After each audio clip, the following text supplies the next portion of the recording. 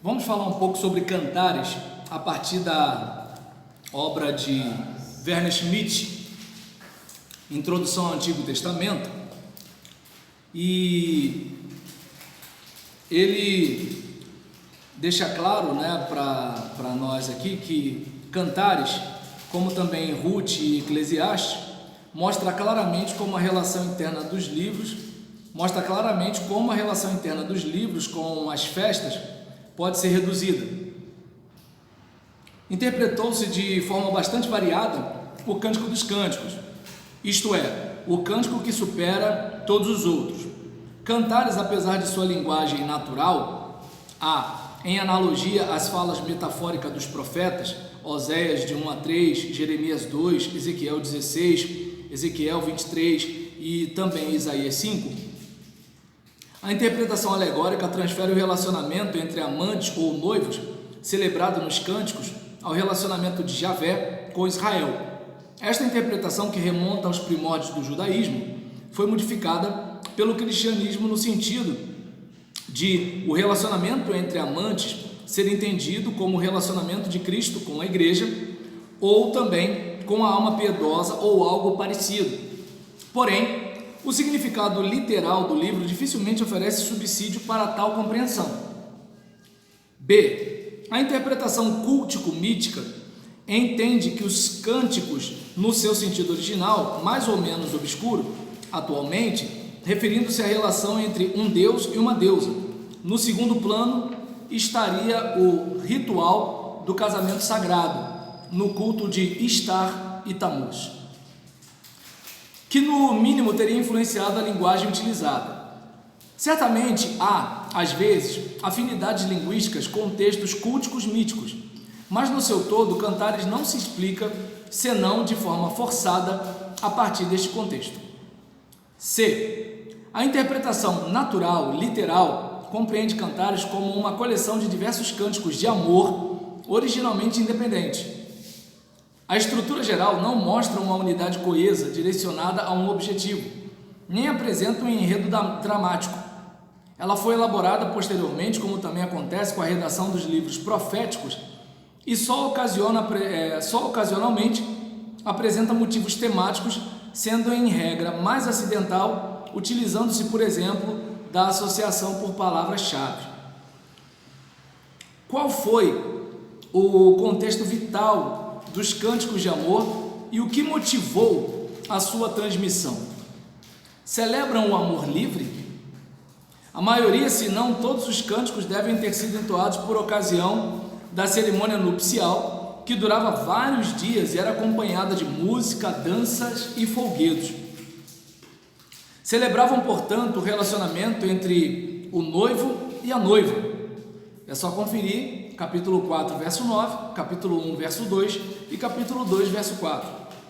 Nesta oportunidade, o noivo pode ser tratado como rei, como ainda documentam cânticos árabes recentes, podendo ser até comparado a Salomão, capítulo 1, verso 4 e verso 12, capítulo 3, verso 11 e capítulo 6, verso 8, capítulo 8, verso 11. Talvez o nome sulamita sugira que a noiva seja princesa da casa de Salomão, capítulo 7, verso 1. Também vários traços isolados podem ser entendidos como costumes nupciais documentados não no Antigo Testamento, mas em época mais recente. Cânticos descritivos celebram a graça e o fascínio da mulher. Abre aspas. Como és formosa, querida minha, como és formosa, fecha aspas. Capítulo 4, verso 1, 6, verso 4, 7, verso 1 e também do homem, capítulo 5, verso 2. O texto está repleto de comparações e alusões. Assim, vinhas e jardins são símbolos para a mulher. Capítulo 2, verso 15. Capítulo 4, verso 12. Ou colher, comer, beber, significam o gozo do amor. Capítulo 4, verso 16. 8, verso 2. Conferir com 7, verso 3. Surpreende quantas vezes a própria mulher tem a palavra, abre aspas, A vinha, porém, que me pertence, não aguardei. Capítulo 1, verso 6. Abre aspas. O meu amado é meu e eu sou dele. Fecha aspas. Capítulo 2, verso 16. Conferi com capítulo 6, verso 3 e capítulo 8, verso 6. Em parte fala o homem, vez por outra se entabula um diálogo. Capítulo 1, verso 15. Como mostra a linguagem, os cânticos provêm da época pós-exílica, de certo do meio circundante de Jerusalém, capítulo 3, verso 10 e outras, mas contém material traditivo mais antigo, da época da monarquia.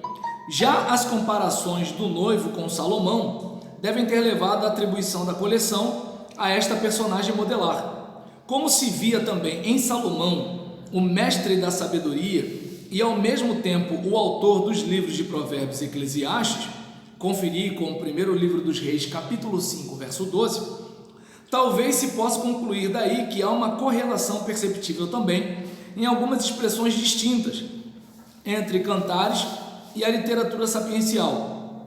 É que os cânticos de amor não parecem reproduzir o linguajar simples do povo. São obras artísticas, poéticas, que, de modo similar aos salmos, não têm uma orientação individual, mas exemplar, típica, devem ser cantadas. E os poemas de cantares representam cânticos artísticos que surgiram em círculos de sábios pós-exílicos, jerossolomitas, ou seja, de Jerusalém, e eram destinados a ser recitados por ocasião das festas nupciais, que em geral demoravam 7 dias. Mais tarde, quando Cantares já fora enquadrado no cânone entre os escritos, graças à autoridade de Salomão, a sua compreensão natural pareceu escandalosa. Homem e mulher, né? Será que a interpretação alegórica tentou eliminar este aspecto? Por si só, Cantares fala com alegria espontânea da beleza do ser humano e também da beleza da natureza, capítulo 2, verso 11 em diante, e por conseguinte, da criação. Isto não é legítimo teologicamente? Então, dá para a gente observar aqui aquela situação de, como é que eu posso dizer, parecer estranha falar do amor de um homem e de uma mulher, falar do gozo sexual, falar da intimidade física, falar da beleza, né, que está na questão do relacionamento a dois, das núpcias, do casamento. Então, como se isso não fosse, de certa forma, algo relacionado a Deus também. Então, a gente vai reparar que houve essas interpretações ao longo dos séculos e que, por exemplo, mesmo que não houvesse essas alegorias, o fato de tratar o relacionamento entre um homem e uma mulher com beleza não é problema nenhum.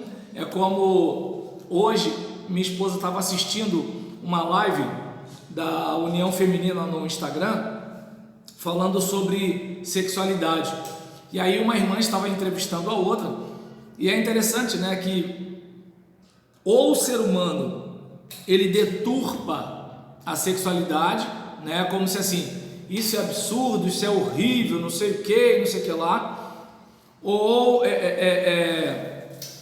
o fulano chuta o pau da barraca, né, e transa com defunto, transa com animal, transa com planta, né, essas coisas todinho. Tem disso tudo, Fernando. Então, eu não sei se dá para perceber que assim, ou a gente diz que tudo é errado, ou diz que tudo é permitido. Esse é o problema do ser humano. Se a gente tivesse pelo menos a questão do equilíbrio, né, do sexo com responsabilidade, até porque do sexo vem crianças, né? Se fala tanto de poder abortar, mas a questão é a seguinte: o problema não é o bebê, o problema é o sexo irresponsável. O problema não está no feto, o problema está no homem que essa mulher arrumou. Entende? E o problema, pelo amor de Deus, não quero dizer que está na mulher apenas, entende? Eu falei está no homem, mas essa mulher também escolheu errado. Então a gente tem, por exemplo, um moleque, né? E às vezes uma inconsequente. E aí junta essa situação, aí vem os filhos. Ah, mas eu não queria ser mãe, eu não estava pronta para ser mãe, eu não sei o que, não sei o que lá. Gente, nós sabemos que do sexo vem filhos. Então só tem um jeito de não ter filhos: não fazer sexo. Entende? E aí o que acontece? A partir do momento que vai fazer sexo, você tem que estar ciente que corre o risco, a probabilidade, né, da gravidez é muito grande, certo? Então, o que acontece? A gente, como é que eu posso dizer? Não trata o sexo com a devida seriedade, e aí quando as pessoas vão para a igreja, elas começam a achar que tudo é pecado. Então é aquela coisa, de repente, né, o indivíduo, como ele estava lá fora, fazia coisa do arco da velha, agora, por exemplo, né, ele às vezes nega até prazer à sua esposa, porque ele está receoso de parecer que ele está fazendo alguma coisa demoníaca. Aí a mulher fica lá, chupando o dedo, esperando alguma coisa, e ele: isso é o demônio, hein? Entendeu? Aí o que acontece? Como é que fica a situação? E vice-versa, né? Às vezes a mulher, por exemplo, ela era viajadona lá fora, ela se converteu. Aí agora, calma aí, rapaz, cuidado, tu não tá puro hoje não, hein, homem? Entendeu? Então assim, nem 8 nem 80. E Cantares mostra a relação a dois de um modo belo, né? Então dá pra gente aprender muita coisa, né, com o livro de Cantares. Antes de eu fechar, alguém quer falar alguma coisa? Então fechamos.